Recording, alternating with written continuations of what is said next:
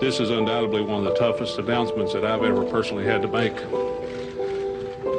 But after the accident in turn 4 at the end of the Daytona 500, we've lost Dale Earnhardt. February 18, 2001, when Earnhardt died, which I was there. Earnhardt was my hero. Man, it was terrible. It was terrible. Michael, my son, was, what was he, 6 years old. I didn't know how to break it to him because he would sit down and watch NASCAR with me all the time. And he loved that black number 3, just like I did. And my tickets were at the start-finish line 2 rows from the top. So, I mean, I had awesome seats.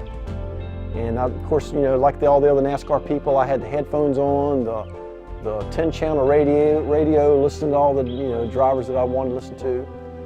And I remember, here again, this has been, what, 17 years ago.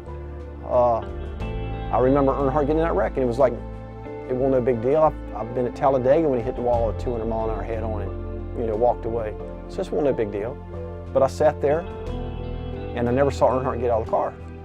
And next thing I'm on the radio, because here again I got the radio, and I heard him yelling at Dale Jr., "You need to hurry up and get to your dad. You need to hurry up and get to your dad." And I see Earnhardt Jr. hop out of the car in the pit road and start running, helmet and all, running to the car. And I'm like, you know, people with me, I'm like, man, something's not right here. And we sat there until basically it was closed. They never moved Earnhardt's car off the track where it landed. And he was kind of far away, even binoculars, it was kind of a little distance away to see what they were doing, but I saw him put a tarp on the car. And I've been NASCAR races, you know, a long time. I'd never seen that. Didn't know what happened though. Never heard nothing on the radio. So we left the track finally, and we actually were staying down at Daytona Beach on the beach in one of the resorts. And they had this big, huge NASCAR store down there at Daytona Beach, and there's like 2 stories, and there's like 20 televisions in there. And I said, hey, let's stop in here and see what they got in here. Man, I hadn't been in there 5 minutes, and Mike Helton, you know, he was the president back then of NASCAR. All of a sudden, you saw him doing a press release. And he says that we lost a great one. You know, Earnhardt has died.